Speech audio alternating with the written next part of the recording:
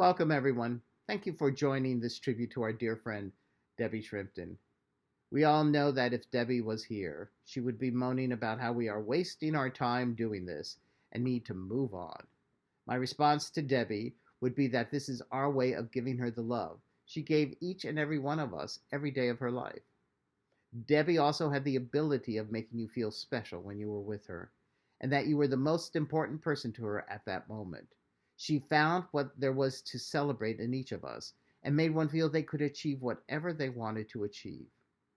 With the following tribute, we are going to turn the tables on Debbie, and we'll track her journey starting in Germany, where she performed in Beauty and the Beast and then opened the original Hamburg production of The Lion King 20 years ago. Next, we will see Debbie in London, where she became the resident director for the West End's production of The Lion King. After London, Debbie moved to the United States and worked on the Lion King Gazelle tour and finally on Broadway. So, enough from me. Let's move on and start celebrating Debbie Shrimpton.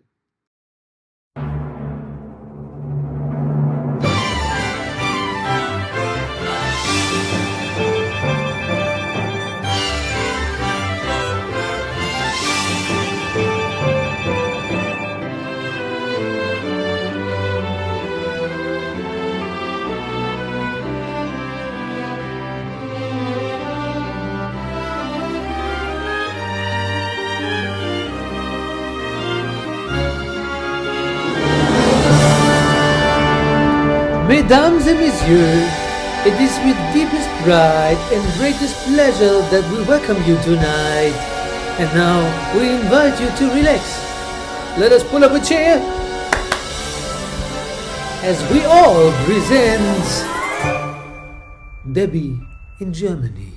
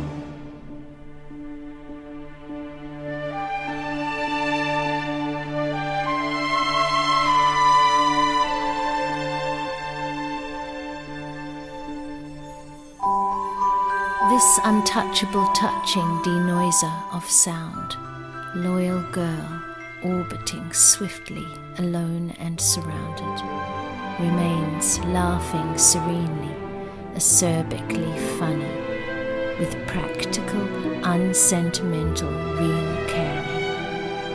Us, still kind and still wise and still ready and still here, elusively moving in silence, but here, always calm and still smiling and constant and here.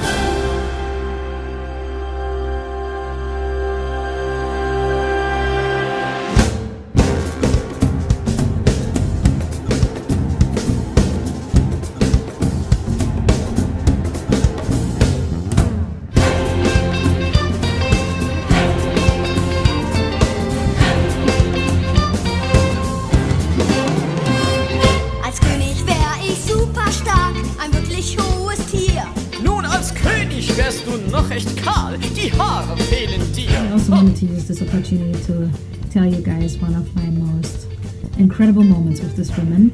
I remember her actually meeting her for the first time at Landungsbrücken, and I called my mom telling her, hey, Queen Mary is coming to Hamburg and I really want to see her. We went there, we separated for a split second because we really were looking for the best spot, and at that split second where we split it, her and OJ approached me and she just handed me the advertisement for the casting, and then she just said, hey, try your luck.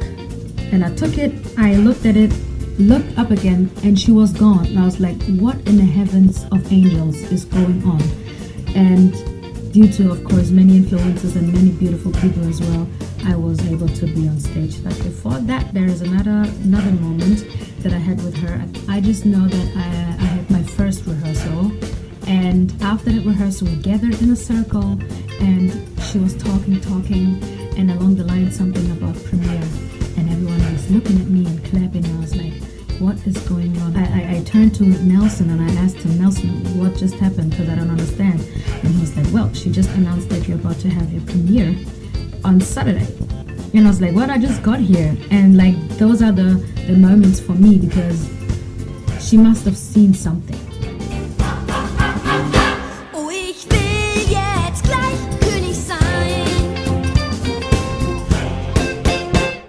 Es ist schon um die 15 Jahre her, wo ich noch beim König der Löwen war und die Rolle als junger Simba spielen durfte. Und es war an sich mit einer der spannendsten Erlebnisse in meinem Leben, vor diesem Publikum zu stehen. Und bevor das natürlich erstmal passieren konnte, mussten wir natürlich durch eine Ausbildung gehen. Und da bin ich auch auf Debbie gestoßen, die da das Schauspieltraining übernommen hat. Und ich habe durch sie so viel gelernt, auch an sich, was die Schauspielerei ist, Ausdrucksstärke, all das mit nach außen zu bringen. die Geduld, die sie auch für uns Löwenkinder hatte. Also ich glaube, wir waren da in der Zeit 7, 8 Jahre alt. Da sind wir natürlich junge, kleine, wilde Löwen, die unter Kontrolle gebracht werden müssen. Und das hat sie auch geschafft. Mit ihrer Geduld und ihrer Passion hat sie es geschafft, das Beste aus uns Kindern, Löwenkindern rauszuholen. Und dafür will ich mich nochmal bei ihr bedanken. Rest in Peace, Debbie. Die lange Mähne ist ein Wunsch, den ich mir noch erfüll. Bis dann trag ich die Nase hoch und übe mein Gebrüll. Zum Imponieren bist du viel zu klein. Oh, ich will jetzt gleich König sein.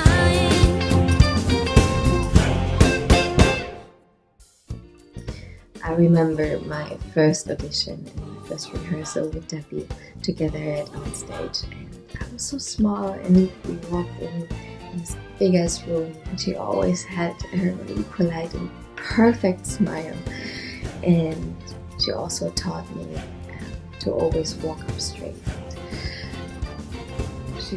What she called me was elephant foot, because I looked like a feather, but I was walking like an elephant, and she taught me to walk more and more delight like a feather, like she was, and to walk up straight with my shoulders back. Be proud. So it will always stay. Thank you for that.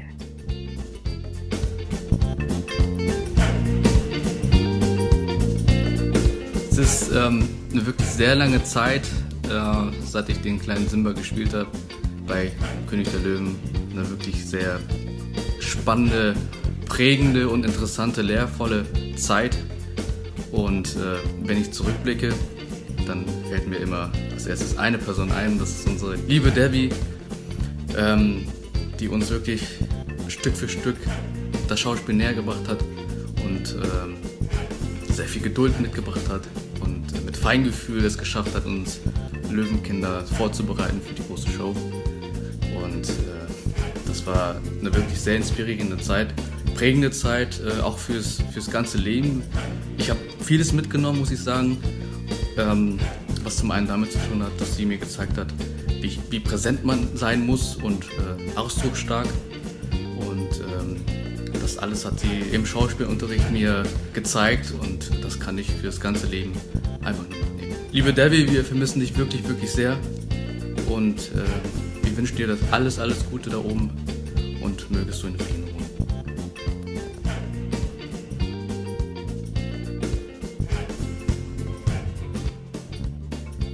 Ich möchte hiermit einmal mein ganz großes Dankeschön auch dafür aussprechen, wie sehr mich diese Zeit damals geprägt hat und vor allen Dingen Menschen wie Debbie.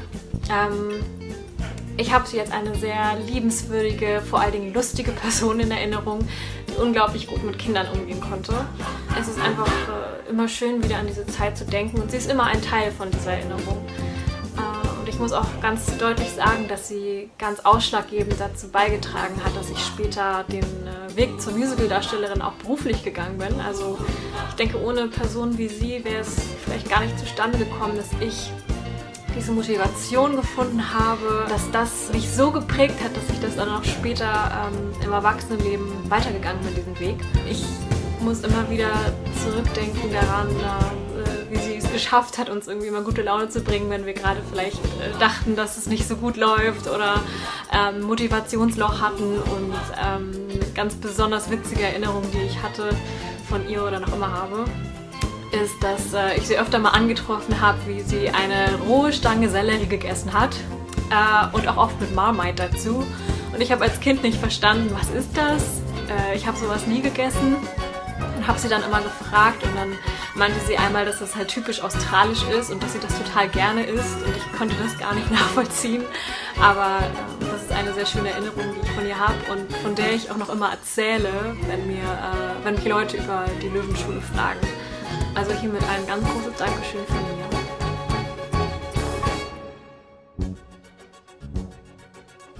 I always remember Debbie being this sophisticated, strong, but also very loving woman, and she always had her way of making us feel very comfortable, and we were able to talk to her about anything. And yeah, she was so talented. I loved watching her move. I loved looking at her. Just, I think all of us were very much looking up to her, and she made us who we are by giving us this opportunity to be on this big stage. But also, she found a way of making it fun for us, of course, with all the other coaches as well. It was such a special time that I will never forget, and Debbie was one of the biggest factors that played into us being able to go on that stage. I always hoped that I would see her again after my time at Lion King. That didn't happen, but I'm sure she's watching over all of her Lion King kids all around the world right now, and I really hope that we can make her proud. Love you, Debbie.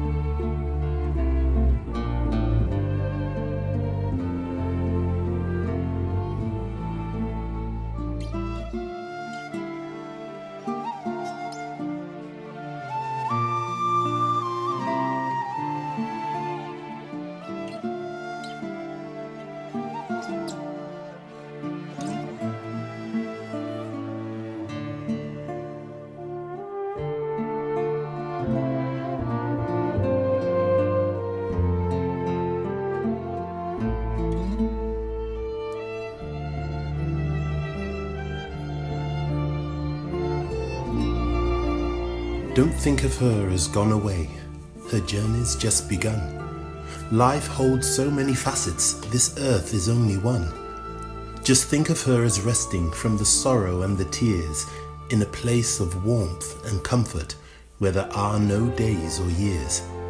Think how she must be wishing that we could know today how nothing but our sadness can really pass away.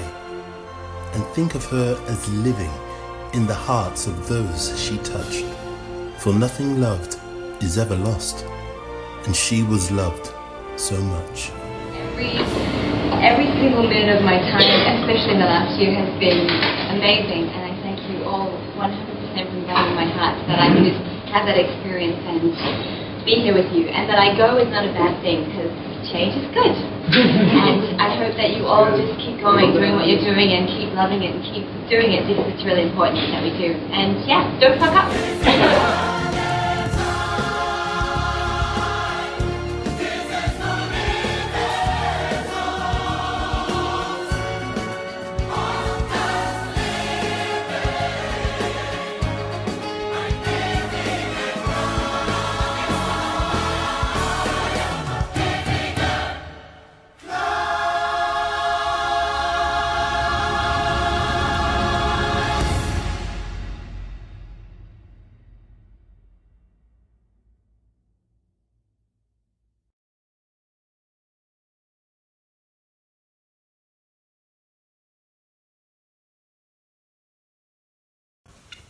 Hi, my name's Sean. I play Mufasa in The Lion King London, and just a quick memory of Debbie was that how enthusiastic she was about the show and how much she really cared about the show and always bringing something new to it, and also just how protective she was over her cast and her cast members. Yeah, you know, she was always, you know, a joy to work with, man. And here's a song that I wrote last year. I think that the words are quite apt, so I'm just going to quickly sing a verse for her, just a tribute to her. You're my candle in the dark. I lose my way, but there you are. Your flame ignites every step that I take. 'Cause you're my candle in the dark.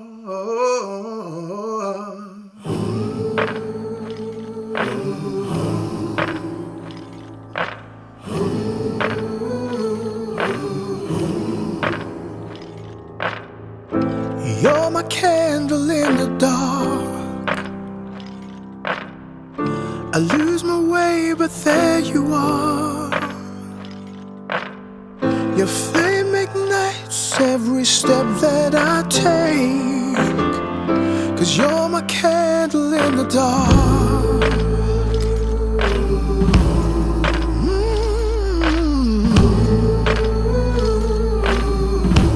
Yeah. You're my rhythm in the rain. You send the rainbow to my grave. I hear your heartbeat and I know it's alright. 'Cause you're the rhythm in the rain.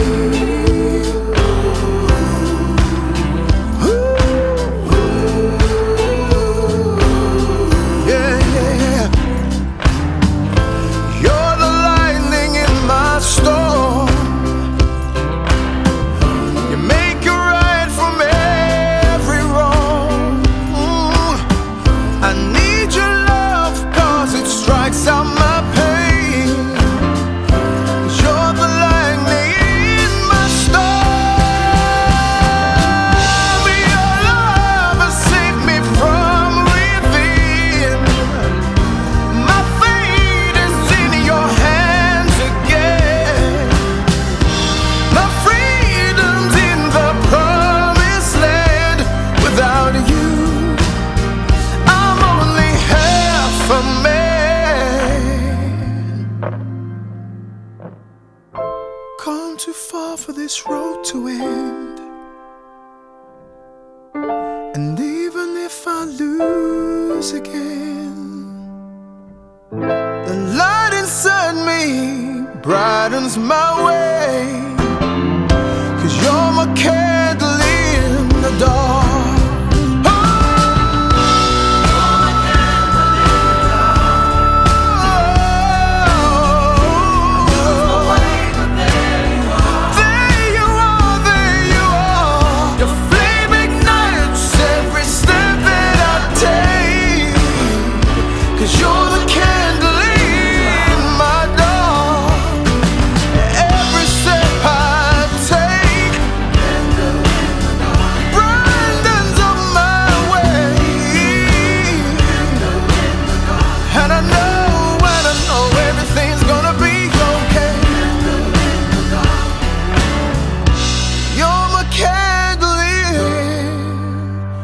dark.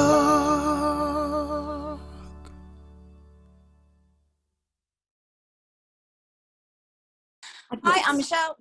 Hi, I'm Rian. Hi, I'm Vic.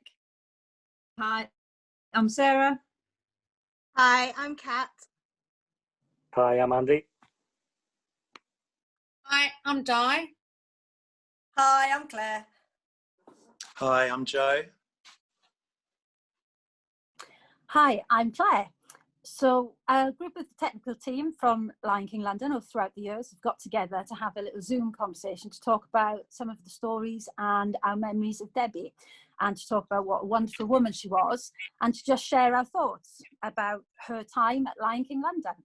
And my story of Debbie has been voted the best, so I'm in charge of telling the story tonight. And Debbie and I started on Lion King in London in the same week. Debbie had come over from Germany and I had just come on from another show.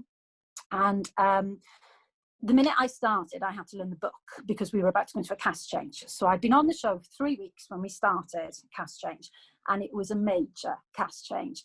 I think all bar 3 principals changed, and most of the company changed as well, the ensemble. So I'm sent down to the rehearsal room one day and I'm thinking, well, I don't really know the show very well. I don't really know what I'm doing. This could be a bit of a disaster. But I was told, don't worry, there'll be lots of other people there. It'll be fine. If you don't know anything, just ask. Debbie had clearly been told the same thing, because me and Debbie were in charge of the principal rehearsal call for Circle of Life and blocking most of Act 1. So we're at the beginning. Debbie's looking at the floor plan, on markup on the floor. Where's Pride Rock? I don't know. I haven't got a clue. I haven't been in the wings. I don't know where anything is. Okay. So then it comes to walking through Mufasa with his coming up the rock as the rock is turning. And she thought, so what's the word that, what's the song where it all starts to move, the words in the song, and when he stands up and this and the other. So can you just like run through the song with me? I don't know the words. Well, I only know it in German. So we blocked Act 1 with Debbie singing the entire of Act 1 in German. So the principals learnt all of their entrances, all of their exits to the German words of the song. And 3 days later, I believe someone went back to the rehearsal room and was like, why does nobody know when they're coming in? And it was because we'd learnt it in German. Seemed like a good idea at the time.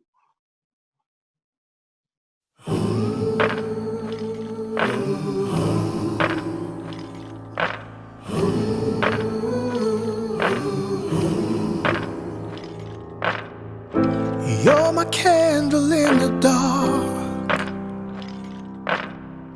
I lose my way, but there you are. Your flame ignites every step that I take, 'cause you're my candle in the dark.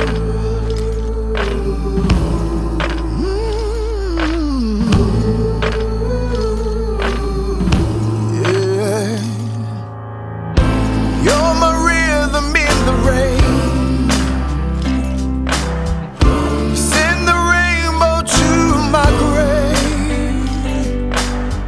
I hear your heartbeat and I know it's alright, 'cause you're the rhythm in the rain.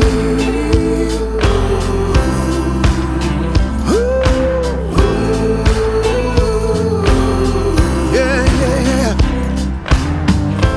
You're the lightning in my storm. You make it right from every wrong. I need your love, 'cause it strikes out my pain. 'Cause you're the lightning in my storm. Your love has saved me from within. My fate is in your hands again. My freedom's in the promised land. Without you, I'm only half a man. The light inside me brightens my way, 'cause you're my candle in the dark.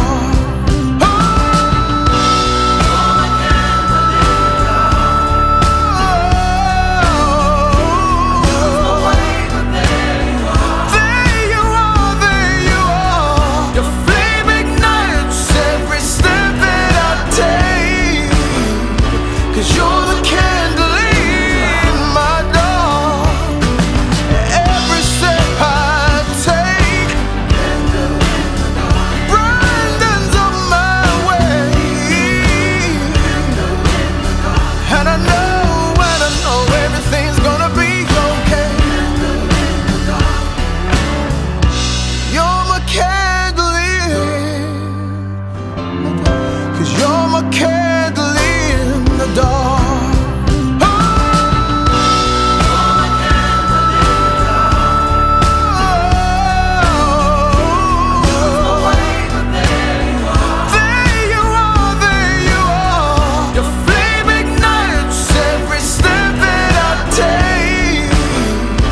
'cause you're the candle in my dark. Every step I take brightens up my way. And I know everything's gonna be okay. You're my candle in the dark.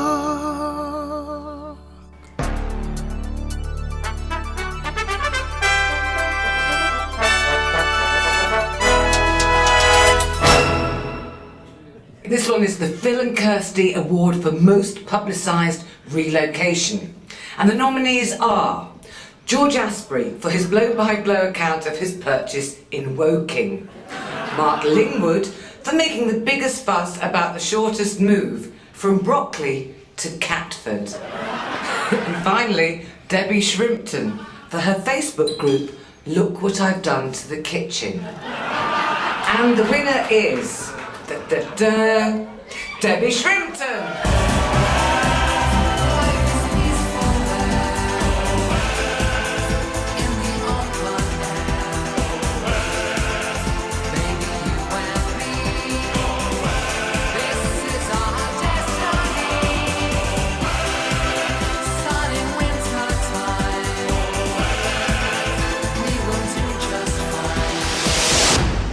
Okay, so we have all met, and this is the some of the 10th anniversary cast who met to just talk and remember a little bit about Debbie.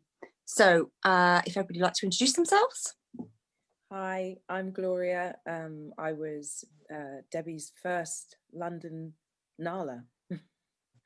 Yeah, I was just thinking about, we were talking about how Debbie just brought a whole new energy to the show that I don't think had ever really been there before, because she was this incredible creative female presence, and being tall like me made me feel very comfortable with the fact that I had long gangly legs and long gangly arms, and she encouraged me to believe in the fact that I could tell a story through them, and that's something that I still carry with me today, because I always felt so sort of like clumsy, and Debbie just, yeah, she really encouraged me to do that, especially with the Balinese and with Andale, who was our amazing Simba,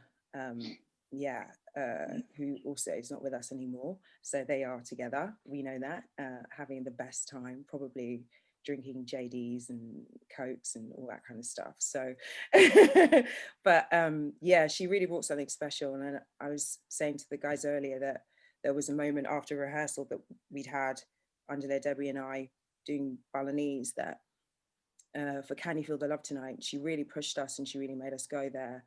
And I remember Andale and I walking over Waterloo Bridge to Covent Garden. I don't know why we were going, probably for fittings or something at the theatre. And we both just said, this cast is really special. It's going to be really special. And now in hindsight, I know that had a lot to do with Debbie and what she brought to the show. So, yeah. Thank you. Cameron. Hi, I am Cameron, and I was with Zazu in the 2008-9 company, and I also started that year with the company, the London company, at the same time as Debbie did, and I just have these great memories of, throughout my time knowing Debbie, that she would be so on in rehearsal, and it didn't matter how tense or how easy the rehearsal went, or even the show, she would come and have these dressing room visits with you, and it would just be a relaxed sort of atmosphere, and she would really, you could confide in her, and she would encourage you, and she just had an awful lot of empathy and a wonderful way about her, and that's that's one of the best things I remember about Debbie, was just that relaxed way she had about her. exactly. Thank you. Shawnee. I'm Sean Scoffrey, and I play Mufasa in The Lion King London. And yeah, the same, I started in the same year as Debbie in London and as everyone else here. And you know, I've loads of fond memories of Debbie, I really do. But one of the things that really stood out for me was that she kind of filled you with confidence. Confidence not just in your performance in the show, but also the fact that she had your back, you know, within the company. You know, you feel like she really would defend you and fight for you, which she did. And you know, she'd let you know that as well, you know. So in turn, that made you kind of, you know, obviously want to perform on stage for her as well, you know, just to kind of, you know, knowing that she had your back, knowing that she's always going to defend you, knowing that, you know what, I'm pushed him here, you know, don't worry, he's got this, you know. And you know, like Cameron said, you know, just to reiterate on that as well, is that, you know, we had a lot of kind of dressing room talks, you know, and just to kind of let you know that your performance is really good. Don't worry, you know, don't be afraid of this, really go there. And she gave you the confidence to really do that. You know, she's going to be greatly missed, really. Yep, she is. Thank you. Gaz. Hey, my name's Gary Forbes, and I played Banzai for a few years in the show. Yeah, my greatest memory, I think, well, funny thing happened when I first met Debbie and she was introduced to me, and I was a little bit cheeky and that. And no. I said, no, you don't say. And I said, oh, pleased to meet you, Dee. And she looked at me as if to say, excuse me, like, if looks could kill. But I think that was sort of the beginning of quite a good friendship between me and Debbie.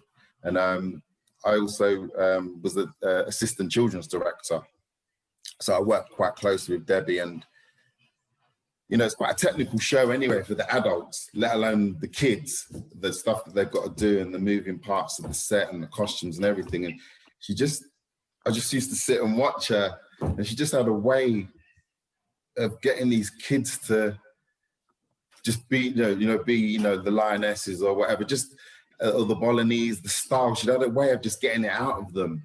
And I don't know if it was like she's a lady, but the kids really were magnetized to her and towards her, and she just had a way of just lifting their spirits and letting them believe in themselves. Because sometimes the kids sort of had problems with certain bits, and she just had a way, where she talked to them and spoke to them, and just to get the best out of them and to really encourage them. She was just amazing. And it's just sad that we're having to do this right now, to be fair, but she'll be missed, and it hurt when I heard the news, but her memories will live on. She made a great impression on the show and also other casts around the world. And, she'll be missed, but she was a great lady. She was like a little Princess Diana to me, like a lady Princess Diana, just elegant.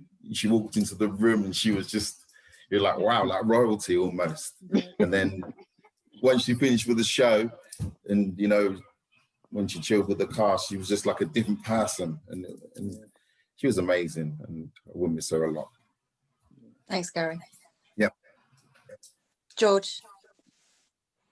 Hi, my name is George. I joined the show at the same time as Debbie, playing Scar, and we were given this this lesson in Balinese dance, and obviously Debbie could see my struggles because she suggested that we do half an hour extra rehearsal every day before rehearsal started. So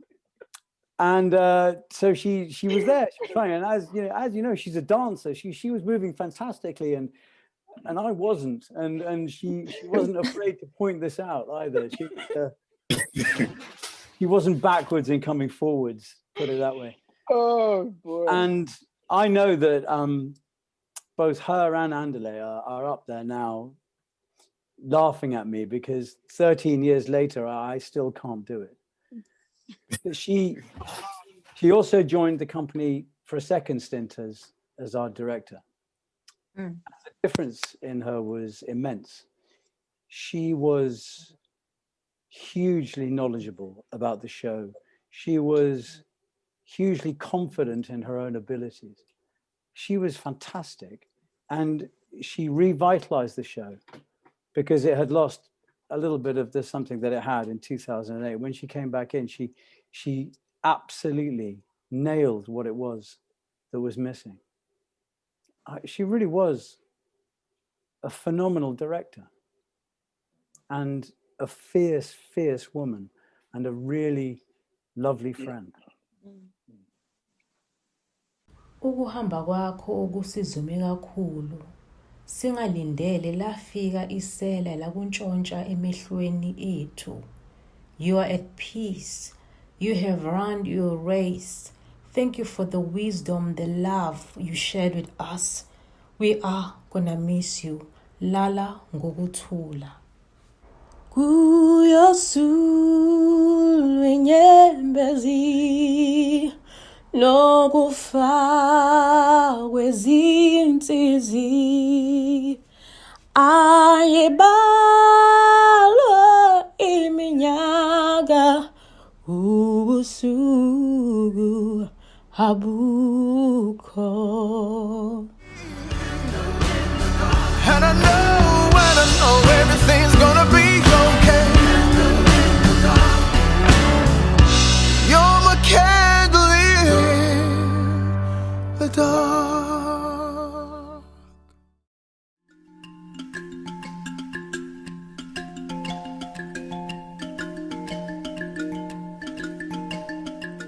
My first day of rehearsal for the national tour of The Lion King was the day I met the sparkling blue eyes of the woman in this picture. It was her first day, too. Every member of that company could feel the blaze of inspiration and joy in their new resident director, and I saw every person carry that into their own work, whether they knew it or not. She gave and gave and gave. I'm so sorry she lost the battle. We're all losing the battle all the time. But very few people I've seen are in the process of trying to win it by giving the way she seemed to. And we are all so much richer because of it. I don't know what the lesson is, but I woke up today determined to support and love and give, even when there's very little left. Send me to thy rest, sweet Deborah. I'm not here without you. Anthony Crane. Miss Deborah, I wish you were here so that I could say thank you. Thank you for being so kind, so gentle, so encouraging, so strong, and for helping to mold me into the actor that I am today. Thank you.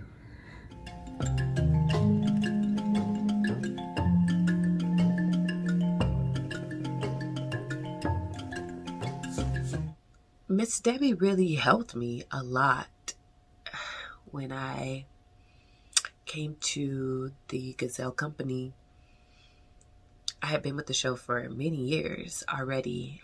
We had a lot in common, especially with stature. And she was the first person that truly made me feel comfortable with my height. She gave me a different confidence that I hadn't had before.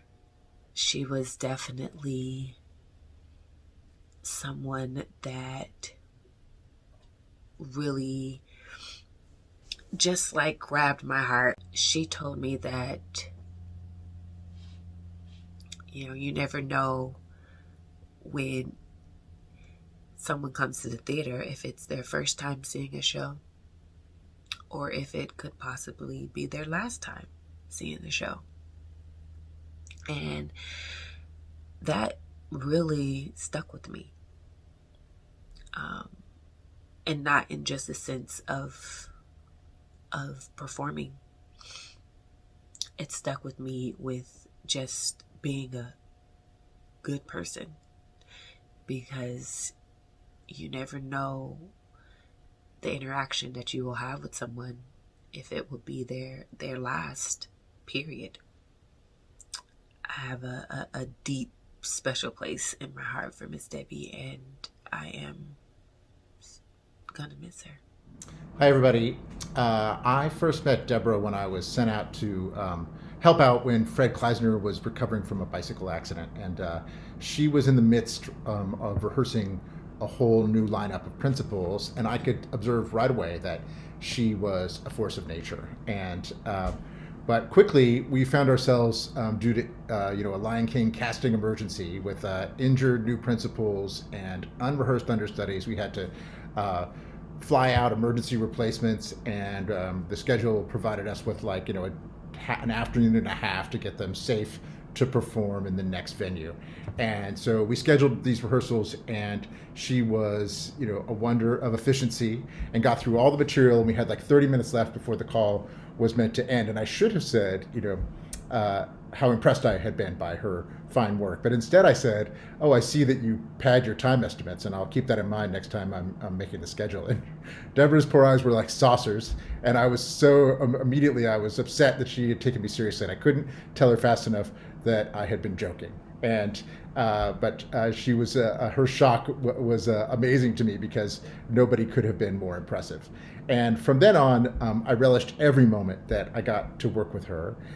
She was ever capable and knowledgeable and humble, and her tender heart made her always compassionate and respectful of everyone. And I will miss her dearly.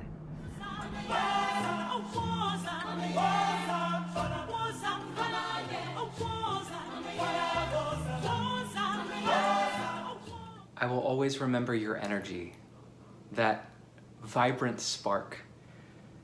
You see, my first year of The Lion King left me broken and dejected for many reasons, but in you came as our new resident director, this breath of fresh air that I did not want to believe.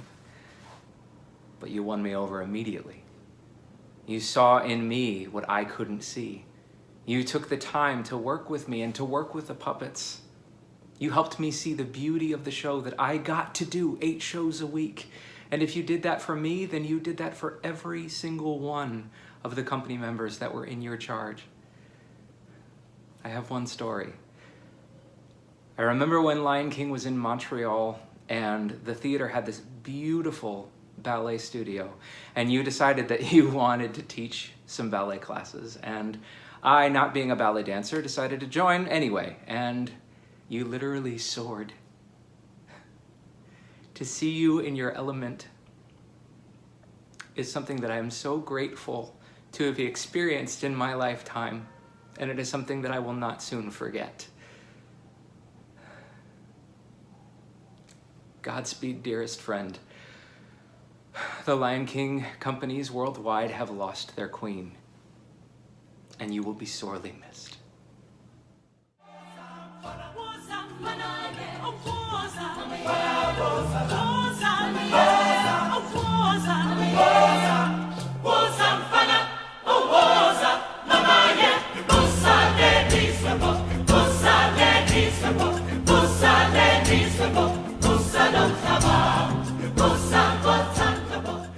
I just want to make sure that I got a chance to honor Debbie Shrimpton, because working with her on the Gazelle tour was such an honor.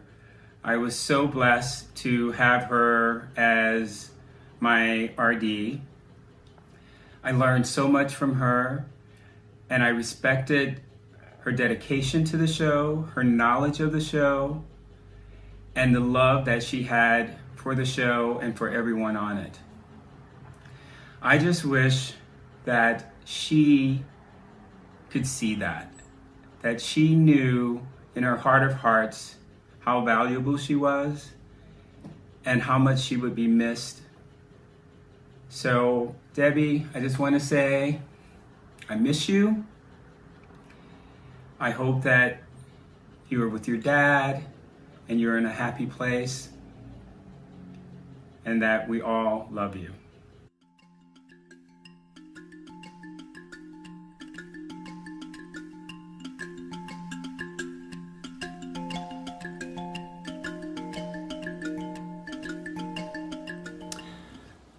I'll never forget hearing your high heels reverberate off of whatever walls the Lion King Gazelle tour called home circa 2014, 2015. You could hear those wide ballet feet coming from a mile away, and everyone knew it was you. I don't know why that sound brought me more joy than agony, especially knowing that you were coming to give me some kind of note, and as a very green college grad getting his equity card on Disney's The Lion King, there were tons of notes for you to give. You cared. You were perfectly selfish about the pride you held for yourself, your job, and what we were doing as artists. You held a standard for the craft that fundamentally programmed me and has become a foundation of who I am as an artist. And when I tell you, you set me up to be the hardworking and very blessed man I am today, I mean it. Love you, Deb.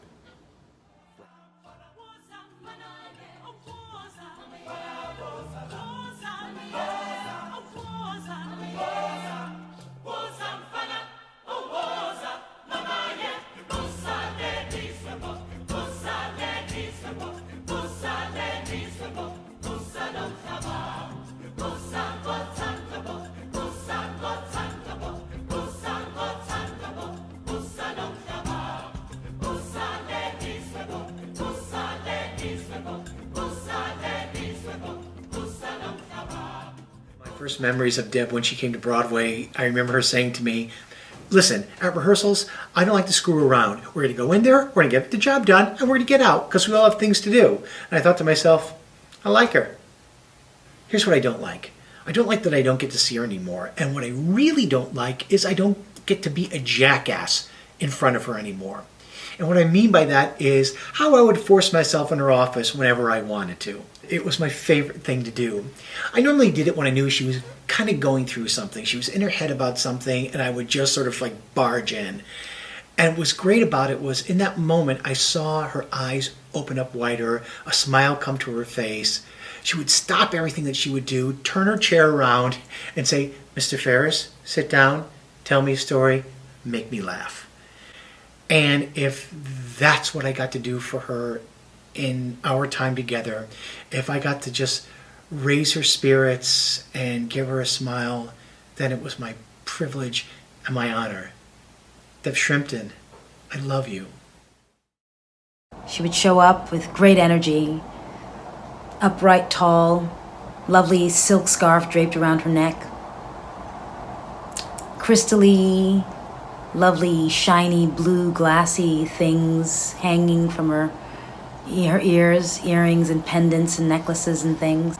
She loved theater. And the few times that we went to see shows, each time she cried deeply. One time, the first show we went to see was Sunday in the Park at City Center with Jake Gyllenhaal, Hall. And she mentioned that her father would have loved this production. It was really pared down, stripped bare, and really beautifully done. We both were overjoyed, but to see her cry, I saw that there was something that she was missing, probably her family. Being from Australia and all, that's pretty far away, New York. I loved that she was able to really connect with me on dance. It was the first director I worked with that was actually a dancer. I don't know all that Deborah experienced and went through, but there were some things that I could really recognize, and I was hoping that in the fight that she would remember herself, that she was worthy and valuable. I wanted for Deborah to see the value in her space, in her time, in her life, in herself. She had so much to offer the world. Brilliant woman, capable, so talented. I wish her love always, she'll live on in my heart that way, as a loving light with her crystals and her blue color and her scarves and her talent and her inner beauty. Love you, Deborah Shrimpton. Always. Deborah Shrimpton has left us, and I'm overwhelmed by the vividness of my memories of her. No doubt the rolling aftershocks of her unexpected impact. Every word she said was seasoned with a hint of laughter, her massive crystal eyes seeking the opportunity for a smile. Her charm was actually irresistible. She was instrumental in refreshing the life of a show that had become tired and uninspiring. Our conversations seemed to grow from a conspiratorial wink and bloom to an inevitable promise to continue over a martini, or 6. She struck that enviable balance of caring deeply about every moment, while also knowing, as we discovered in an exasperating rehearsal one day, that it's acting. It's not that deep. Just climb the rock. And though she and I didn't get to have a rollicking chinwag one more time, her vicious bevel punctuating a delicious quip, I think I've understood her final note correctly. While we have time still, we should make that phone call. And someday soon, schedule that drink. We'll be glad we had one more laugh. Cheers, Deb. And thank you. Good show. You're fabulous.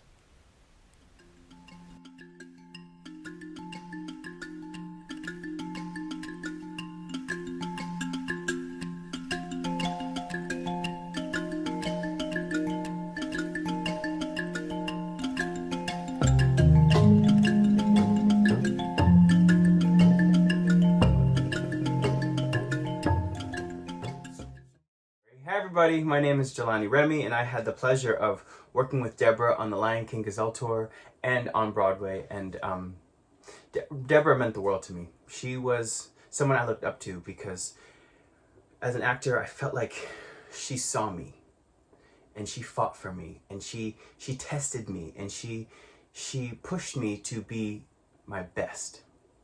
Whether it was in the workroom and I got to see how she pursued the work and how she pulled the best and how everything was there and here and you're there and there's nada. And it was just magical to see how passionate this woman was about what we did and celebrated us in our individuality. And she gave me tools that I have taken with me to other, projects. And she just resonated with my soul. And as a friend, I'll never forget hearing that laugh. She was, she just was she lit up the room. And I wanted to celebrate her by putting together an arrangement of Endless Night, a song that we worked together on all the time. And I wanted to include many of our company members to sort of share the love as well. So Deborah, I just want to thank you for affecting me and being there for me. And this is for you. My name is Jamie. I was lucky enough to have been part of the music department on Gazelle tour with Debbie for several years. Debbie, to each of us who knew you, you were the consummate theater artist. We respected you, we admired you, we loved you. You never were able to hide your light. You never hid your love for the show, for the story, for the storytellers among us. When I think of you, one word always pops to mind. That is grace. It is in the spirit of grace that we offer you Endless Night. This is for you, Debbie, with much love. 2, 3, 4.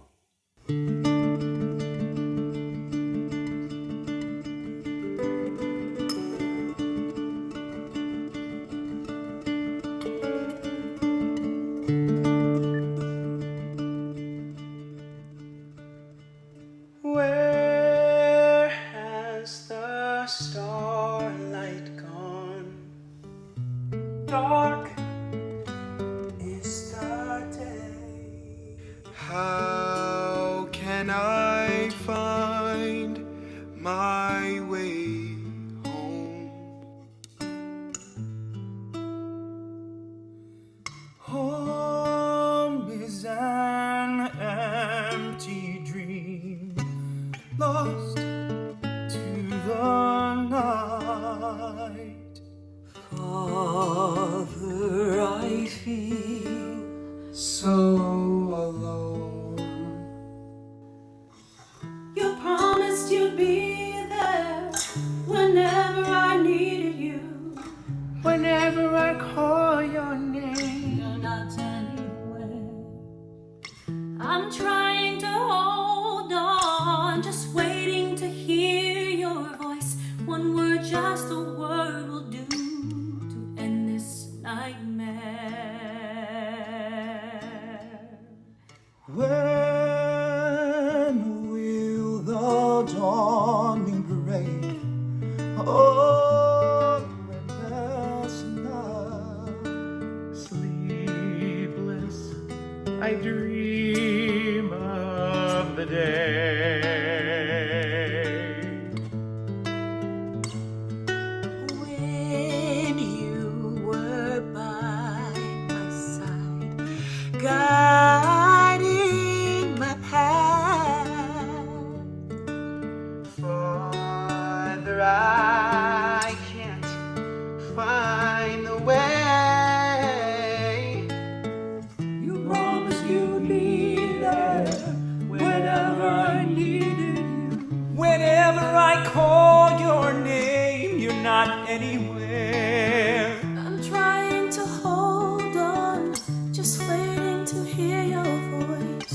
One word, just a word will do to end this nightmare. I know that the night must end, and that the sun will rise, and that the sun will rise. I know that the clouds must clear, and that the sun will shine, and that the sun will shine. I know that the night must end, and that the sun will rise, and that the sun will rise. I know that the clouds must clear, and that the sun will shine, and that the sun will shine. I know, yes, I know the sun will rise. Yes, I know the clouds must clear. I know that the night must end. I know that the sun will rise, and I'll hear your voice deep